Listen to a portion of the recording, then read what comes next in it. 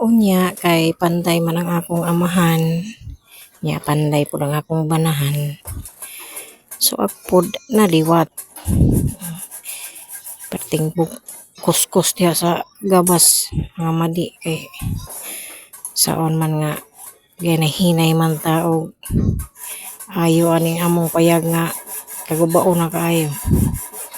Nagulgul yung tama na ng kabilya.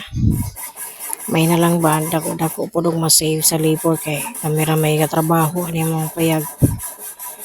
Kaya mahal na baya kayo ang sweldo sa mga trabahante karon di na nato bangbang o manunghol pa. Nya materialis di pud laling baya. Nya kani amo ang trabaho ani among payag. Domingo depende kung naay budget. Wala gani ni kajuti ako ang pare sa barangay kay duha ka Domingo na nga katrabaho mi diri ani among payag. Gulugol gyud taman si Inday diha. May na lang ba makatabang ta. Panington po tagamay ba. Nya lang tawa lang na ninyo ako ang video diha mga madi kay seryoso ra gyud nang gulugol diha si Inday. Kana diha dapita ang sobrang nga kabiliya nga akong gikuan na bawog man kay na mo nang napalabantaan ang punuan sa kahoy para matanos-tanos mo ning kabiliya nga ato ang putlon. Kay lisod pa baya dili ba na to mako nang sukod kung bawog ang kabiliya. Mao na siya. Medyo natanos-tanos na taon. Kanya ang sukod na ko ana 80. Isumpay raman na siya nga mga kabiliyaha dito sa kuan gifaila na nya kaniin ani nga posisyon sa paggulgul anang kabilya lisod gyud siya dugay-dugay gyud ka makapadulot ani kay ang imong kusog dili man makuan di man nimo maduot og entero ang gabas hapaw-hapaw raman kay mas nindot mo gutong naa kagi kanang sana gulgulanan gid mga gibuhat gid niya nga kuan barog man na magkuan putol ana mga puwersa gid ka dito og gulgulan ang kabilya dali ra kayong putol ya kana og lisod magkanay ana maglingkod mas nindot gitong na ay armahan ba dali ra kayong putlon.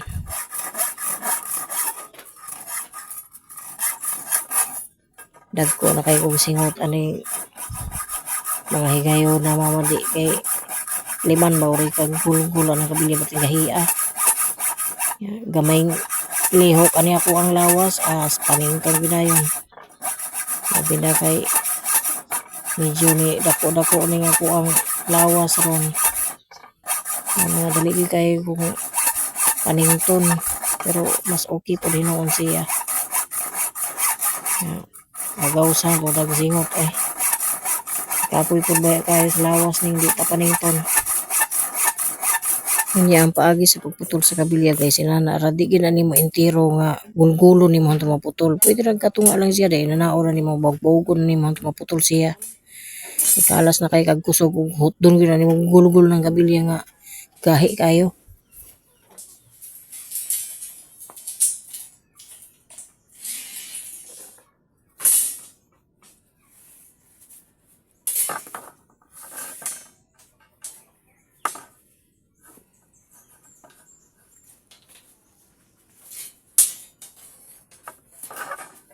Unya kay syempre magputol man ta kabilya edi magamit kita mitrosan di man ta pwede magputol og di na tusok don.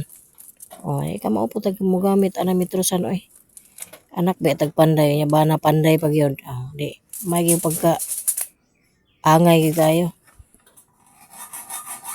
Mao na siya nga kung unsay kaya sa lalaki kaya pud sa babae pero ang pagkapos aning kabilya guys dili gid pud madali-dali kay inana mo slide ba gud siya nya kinahanglan gyud nimo itunong nimo sa ito imong nahiwa nahinayon gyud nimo gulgul nahiwa na diha aron mabuti mapermi nimo maigo ato gid siya nga maputol mabutos tunga-tunga hinay ra gud gulgul diha kay aron dili pud kayo pamaulan ng imong lukton.